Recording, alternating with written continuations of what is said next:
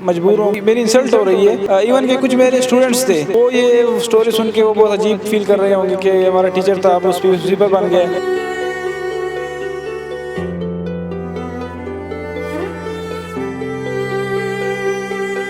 कुछ लोग तो मुझे इंसल्ट करते हैं कि आप पागल हैं, पढ़ लिख के आप यही काम कर रहे हैं।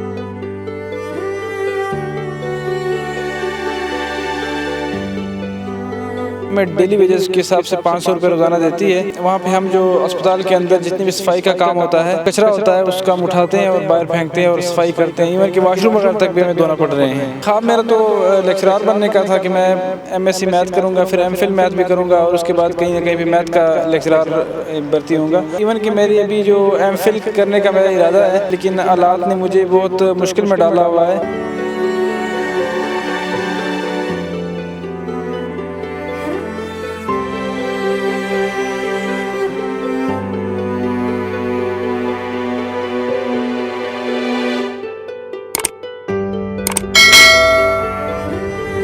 अस्सलाम वालेकुम नाजरीन, आप देख रहे हैं औसाफ डिजिटल और मैं हूं रुकैया नईम।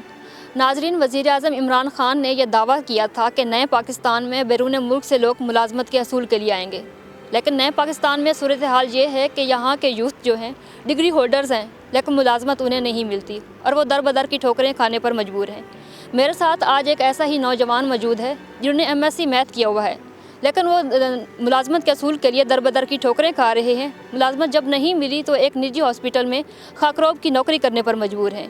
बाकी की कहानी हम उन्हीं से जान लेते हैं। मेरे साथ मौजूद है मोहम्मद ज़फ़र। अस्सलाम वालेकुम। वालेकुम सलाम।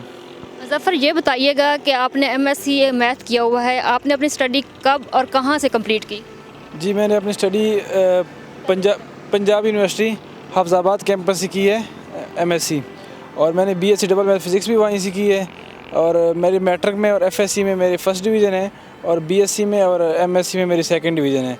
और मैं बेसिकली स्वात से ताल्लुक़ रखता हूँ, डिस्ट्रिक्ट स्वात, तहसील कबल से। आपने कहाँ कहाँ अप्लाई किया था?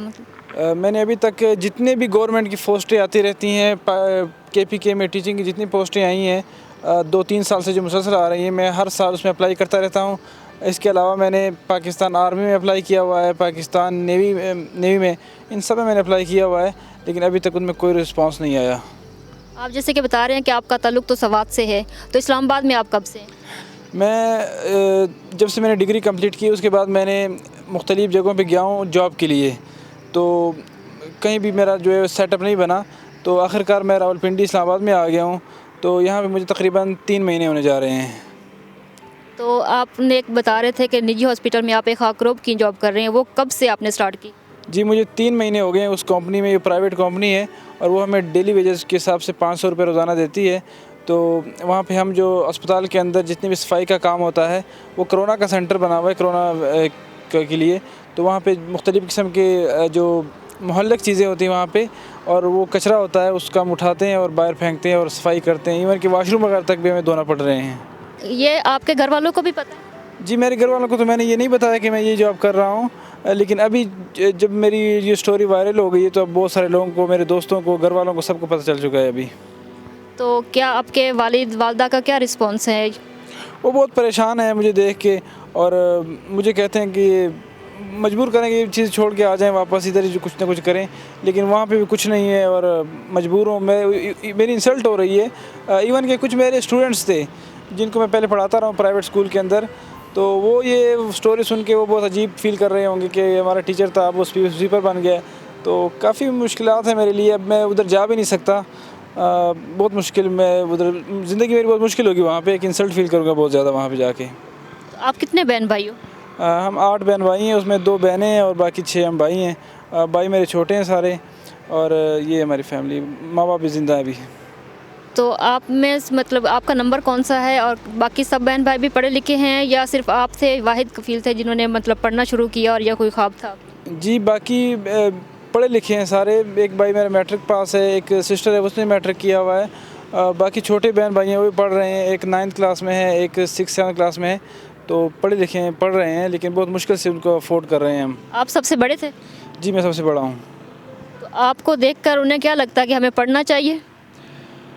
बस वो भी मायूस तो हुए होंगे, लेकिन मैं उनको, मेरी कोशिश है कि उनको पढ़ाऊँ चलो मेरा तो नहीं तो कि उनका मुस्तकबिल चेंज हो, ये मेरी कोशिश है। उनको मैं पढ़ाऊँगा और जितना हो सके उनको पढ़ाने की कोशिश करूँगा मैं। अगर आपको फ़र्ज़ करें कि जॉब नहीं मिलती तो आपका नेक्स्ट लाहे अमल क्या होगा? जी मैं मायूस तो नहीं होऊंगा, कोशिश करूँगा और ये अल्लाह रिज़्क़ का तो वादा अल्लाह ने किया है, तो मैं अपनी कोशिश जारी रखूँगा और आगे जो होता है फिर वो देखेंगे। तो आप जैसे बता रहे थे कि आपने मुख्तलिफ़ महकमों में अप्लाई तो किया है, उनका रिज़ल्ट क्या आया था? मतलब किस तरह से कोई रिजेक्शन या कोई क्या वजह क्या बनती थी? लास्ट ईयर जब मैंने NTS में अप्लाई किया था तो मैंने 4 पोस्टों पे अप्लाई किया था और मैंने तकरीबन 70+ मार्क्स लिए थे चारों में ही, लेकिन उसके बावजूद मेरी कोई सिलेक्शन नहीं हो सकी। ये अब वही जानते हैं क्यों नहीं हुई। तो कुछ लोगों से सुना था कि वहाँ पे रिश्वत का जो है, रिश्वत सिफारिश का भी चलता रहा है, लेकिन मुझे अंदर का कोई मालूम नहीं क्यों मुझे रिजेक्ट किया गया है। तो हॉस्पिटल में लोग आपको जब देखते हैं कि आप खुद ने MSc मैथ किया हुआ है और आप एक खाकरोब की जॉब कर रहे हैं, तो उनका रिस्पांस कैसा होता है? क्या आपको वो डिस्करेज करते हैं? क्या उनका क्या रद्द-ए-अमल होता है? जी कुछ जो डॉक्टर लोग हैं वो मुझे कहते हैं कि हम आपके लिए कहीं ना कहीं पे कोई लगाएंगे, कोई सरकारी भी आप कोशिश करेंगे, कहीं प्राइवेट भी कोई अच्छी जगह पे आपको लगाएंगे। और कुछ लोग तो मुझे इंसल्ट करते हैं कि आप पागल हैं, आप ने पढ़ लिख के आप यही काम कर रहे हैं, इंसल्ट करते हैं मेरी। तो ये मुख्तलिफ़ लोगों से मुख्तलिफ़ तरह का रवैया सामना आता है। तो आप पे क्या गुजरती है? बस कभी बुरे, ज़ाहिर बात है जब कोई इंसल्ट होती है तो बुरा ही फील करता हूँ, लेकिन कुछ कर नहीं सकते, बेबस है ये बात। तो आपकी हुकूमत से कोई है मुतालबा, उनसे क्या कहना चाहेंगे? जी मैं प्राइम मिनिस्टर इमरान खान साहब से ये रिक्वेस्ट करता हूँ, अपने फेडरल मिनिस्टर मुराद सईद साहब हैं, वो हमारे इलाके के ही हैं, बाकी शहरियार अफरीदी साहब हैं और अली मोहम्मद ख़ान साहब हैं, वो इस तरह के कामों में बढ़ चढ़ कर हिस्सा लेते हैं। तो मेरी उनसे रिक्वेस्ट है कि वो हमारी तरफ तवज्जो दें। सिर्फ मैं ही नहीं हूँ, मेरे जैसे हज़ारों और भी तालिब इल्म हैं जिन्होंने डिग्रियाँ कंप्लीट की हैं, लेकिन वो इस तरह दर बदर के धक्के खा रहे हैं। तो मेरी उनसे रिक्वेस्ट है कि वो हमारी तरफ तवज्जो दें और हमें कहीं ना कहीं पे रोज़गार का मौका दें और हमें जो है ना कहीं रोज़गार दें। आपका अपना ख्वाब क्या था, क्या बनना चाहते थे? जी ख्वाब मेरा तो लेक्चरार बनने का था कि मैं MSc मैथ करूँगा, फिर MPhil मैथ भी करूँगा और उसके बाद कहीं ना कहीं भी मैथ का लेक्चरार भर्ती होऊंगा, लेकिन अभी तक तो वो नज़र नहीं आ रहा। इवन कि मेरी अभी जो MPhil करने का मेरा इरादा है कि मैं MPhil करूँगा, लेकिन हालात ने मुझे बहुत मुश्किल में डाला हुआ है। मेरे पास मौका नहीं है, उसके अखराजात नहीं है मेरे पास, तो मेरे पास अभी मैं रिक्वेस्ट करूँगा इमरान खान साहब से कि वो मुझे कहीं इस यूनिवर्सिटी में भी एडमिशन दिलवा दें किसी तरीके से, ताकि मैं MPhil कंप्लीट कर सकूँ। आपकी टाइमिंग क्या होती है हॉस्पिटल में? आपकी टाइमिंग क्या है और आपकी रेजिडेंस कहाँ पर? आपने बता रहे हैं कि सवात से ताल्लुक़ है, तो यहाँ पर कहाँ रह रहे हैं?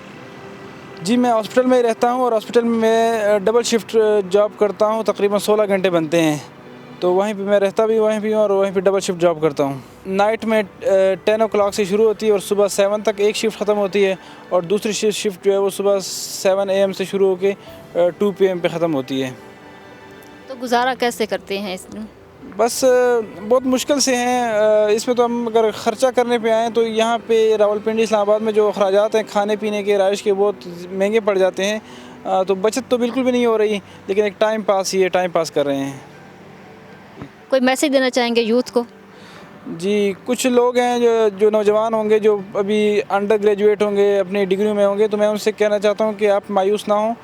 मुझे देख के ज़ाहिर बात है मायूस होंगे कि वो पढ़ लिखेंगे, उनका मुस्तकबिल भी ऐसा ही होगा, तो ऐसा कभी भी नहीं है। इंशाअल्लाह आप अपनी स्ट्रगल जारी रखें, अपनी जो मेहनत है वो जारी रखें, अल्लाह ताला आपको कामयाब ज़रूर करेगा, इंशाअल्लाह मुझे भी अल्लाह कामयाब करेगा। जी नाजरीन, आपको जो पीछे मेरी वाइट बिल्डिंग नज़र आ रही है, इसमें जितने भी लोग आए हैं वो यूथ का सहारा लेकर आए हुए हैं, लेकिन जो यूथ है जिनके लिए उन्होंने कहा था कि हम बहुत कुछ करेंगे, उनके लिए रोज़गार के मौक़े होंगे, लेकिन यही है कि ज़फ़र जो है यहाँ पर खड़ा फरियाद कर रहा है। क्या कोई उनकी फरियाद भी सुनेगा? कैमरामैन अहमद ख़ान के साथ रुकैया नईम, औसाफ डिजिटल, इस्लामाबाद।